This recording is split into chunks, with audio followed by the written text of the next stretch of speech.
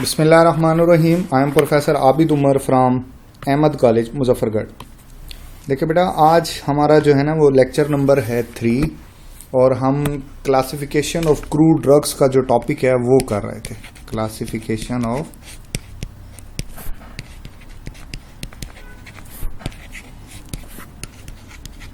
Crude drug. इससे पहले मैं आपको क्रूड ड्रग्स के बारे में पूरी डिटेल बता चुका।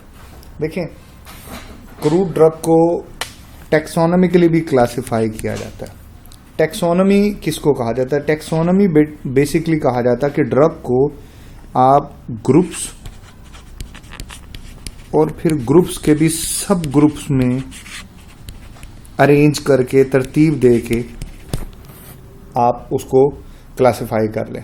ठीक है ना, मतलब ये ग्रुप और सब ग्रुप्स, फिर उनके अंदर मजीद जो है ना फर्दर जो है वो मतलब एरियाज में डिवीजन जो है ना ये किस तरीके से की जाती है। मसलन अब आप देखो ना कि ड्रग में को फाइलम के हिसाब से उसके ऑर्डर, उसकी फैमिली, उसकी जीनस, उसकी स्पीशी के हिसाब से जो है छोटे से बड़े ग्रुप के अंदर जो है वो क्लासिफाई कर दिया जाता है। मसलन देखिए, मैं बताता हूँ आपको।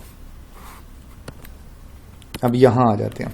देखिए, जस्ट फॉर एग्जांपल आलमंड, बादाम जो है ना, ये भी एक क्रूड ड्रग है। ठीक है ना, तो इसकी स्पीशी है एमेक्डेलस, इसकी जीनस है प्रूनस, इसकी फैमिली जिससे इसका ताल्लुक है वो है बेटा रोजेसी, और जो ऑर्डर इसका है वो है रोजेल, और सबसे बड़ी जो चीज़ है वो इसका जो फाइलम है वो है डेफिनेटली एंजियोस्पर्म।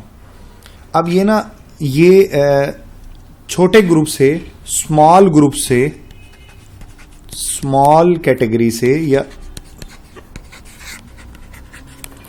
बड़ी कैटेगरी की तरफ जा रही है। ठीक है ना, स्पीशी सबसे छोटा है, फिर मतलब इससे बड़ा जो है ना वो जीनस है, फिर फैमिली है, फिर ऑर्डर है, फिर फाइलम है। फाइलम के बाद भी किंगडम आ जाता है।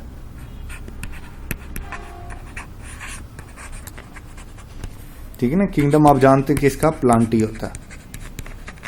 प्लांटी, ये सब प्लांटी है।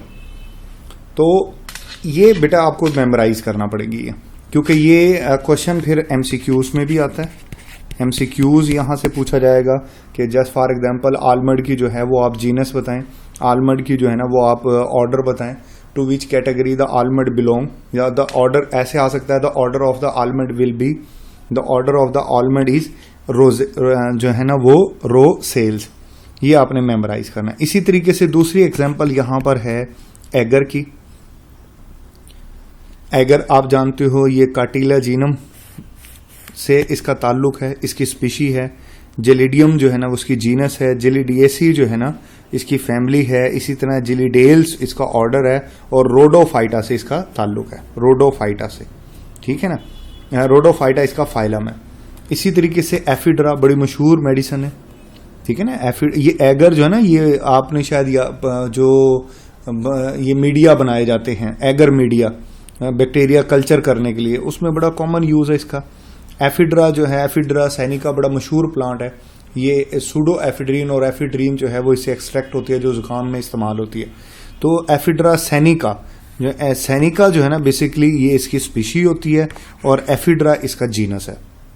इसी तरह एफिड्रिएसी इसकी फैमिली है, ऑर्डर इसका जो है ना वो जेनिटेल्स है, और जेमनोस्पर्म से इसका ताल्लुक है।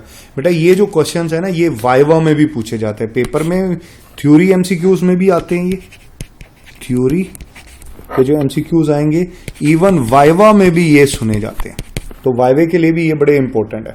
ठीक है ना। अच्छा, एक और यहां पर मैं आपको एक इंपॉर्टेंट बात बता दूं, जो साइंटिफिक नेम होता है ना, साइंटिफिक नेम किसी भी प्लांट का,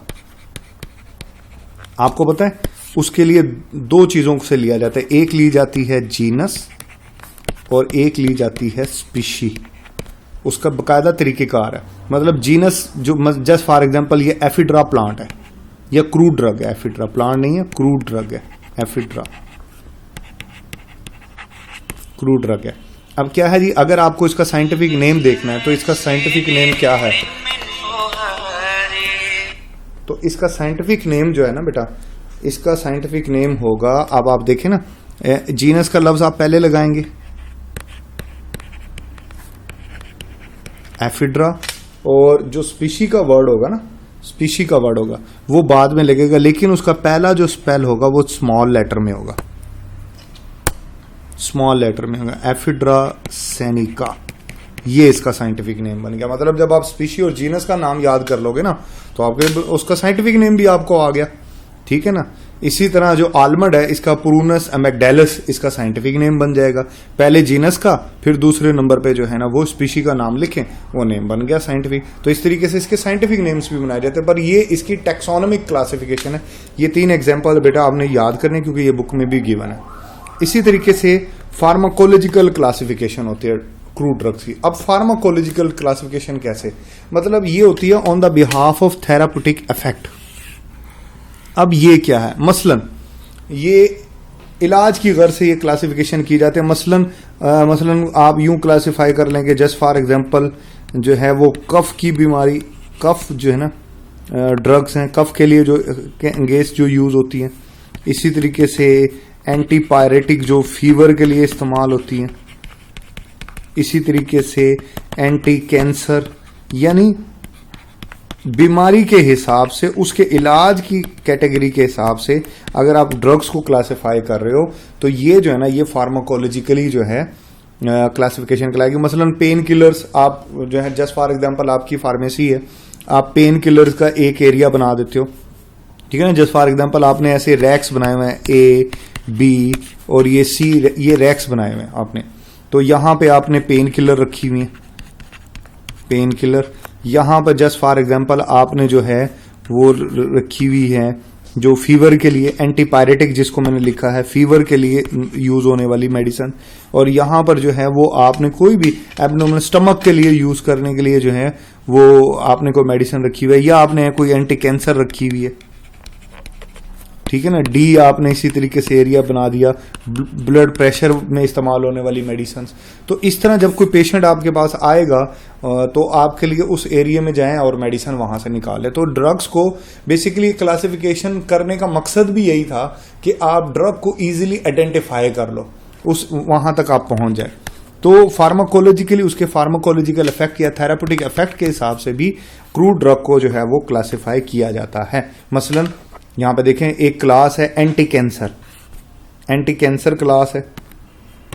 इसमें मेडिसिन जो है ना वो सिनामन बार्क जो है ये एदा एंटी कैंसर के तौर पे इस्तेमाल होती है।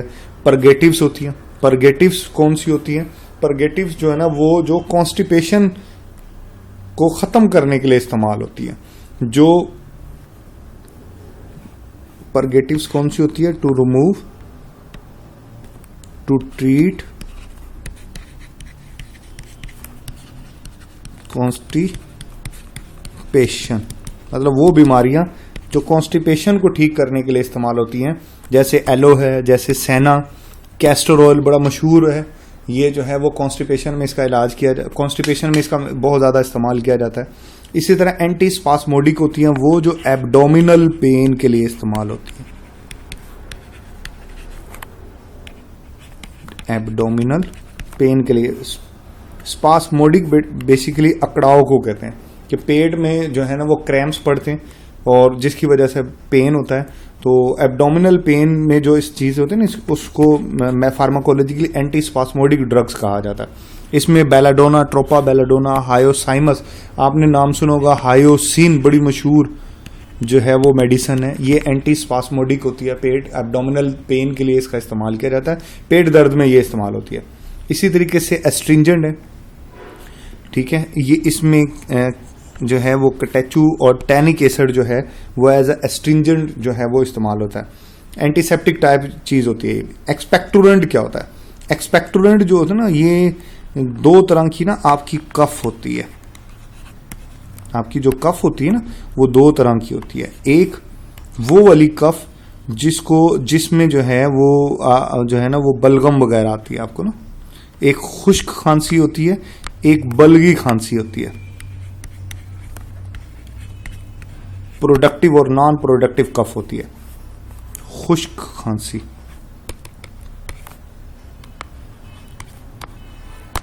तो बेटा जो बलगी खांसी होती है ना उस केस में एक्सपेक्टोरेंट्स इस्तेमाल होते हैं, ठीक है ना, जैसे ग्लिसराइजा, ग्लैब्रा, टेलोबाल्सम, टोलोबाल्सम जो है बेटा वो इस मकसद के लिए, ये ना मलट्ठी को कहा जाता है, आगे चल के बताऊंगा ये ड्रग्स आएंगी, ठीक है। इसी तरह कार्डियोटोनी यानी जो हार्ट रेट को बढ़ाती हैं, हार्ट जो फेलवर में इस्तेमाल होती हैं, इसमें डिजिटेलस है और स्ट्रूफेंथस है, ये आपने याद करनी है, ये बहुत इंपॉर्टेंट है, ठीक है ना। ये आपने इनको, मैंने पहले पिछले लेक्चर में भी बोला था, इनको मेमोराइज भी करना है, इनको हाथ से लिखना भी है, क्योंकि इनकी स्पेलिंग आपको बहुत अच्छे से आना चाहिए, क्योंकि पेपर में अगर आपने स्पेलिंग मिस्टेक की तो आपको उसके नंबर बिल्कुल भी नहीं मिलेंगे, क्योंकि ये साइंटिफिक नेम्स है। इसी तरह हर एक जो क्रूड ड्रग होती है ना वो मखसूस केमिकल की बनी होती है, कोई ना कोई प्रिंसिपल केमिकल कॉन्स्टिट्यूएंट उसके अंदर होता है। जैसे कुछ जो है ना वो प्रोटीन्स केमिकल, मेन केमिकल है, किसी का कार्बोहाइड्रेट है, ठीक है ना। तो मेन प्रिंसिपल केमिकल की बुनियाद के ऊपर भी ड्रग्स को क्लासिफाई किया जाता है। मसलन कार्बोहाइड्रेट वाली इसमें एगर आ जाता है, कार्बोहाइड्रेट वाली आ जाती है, इसमें एगर आ जाता है, एकेशिया आ जाता है, ट्रैगाकंथ आ जाता है, स्टार्च आ जाता है। ग्लाइकोसाइड्स में कैटेगरी से भी है, एलो, सेना, ग्लिसराइजा, डिजिटेलस। इसी तरह से वोल्टाइल ऑयल, ठीक है ना, वोलेटाइल ऑयल में सिनामन है, फेनल है, क्लोव है, कैरावे है। अल्कलाइड्स पर आ जाते हैं, ठीक है ना, इसमें बेलाडोना आ जाता है, हायोसाइमस आ जाता है। रेजिन्स है, जिंजर, एस्फोटाइडा, बेंजोइन। टैनिन्स में जो है ना वो ब्लैक कैटेचू, और प्रोटीन्स भी होती हैं जैसे पपेन, ब्रोमालेन, जेलेटिन। ये सारी जो है ना ये क्लास भी आपने बेटा प्रिपेयर करनी है। अगेन बता रहा हूँ, एमसीक्यूज के लिए बहुत इंपॉर्टेंट है। आपका थ्योरी का जो पेपर आता है, आप जानते हो कि आपके थ्योरी के पेपर 120 मार्क्स का होता है, 120 नंबर का होता है, उसमें से 60 एमसीक्यूज होते हैं, यानी आधे नंबर एमसीक्यूज के। और ये वाला एरिया एमसीक्यूज के हिसाब से बहुत ज्यादा इंपॉर्टेंट है, ठीक हो गया। और इसमें जो है ना बेटा अगर आपको कोई क्वेश्चन हो तो आप मुझे व्हाट्सएप कर सकते हैं। आप या आपके किसी रिलेटिव ने जो है वो फार्मेसी टेक्नीशियन में एडमिशन लेना हो तो बेटा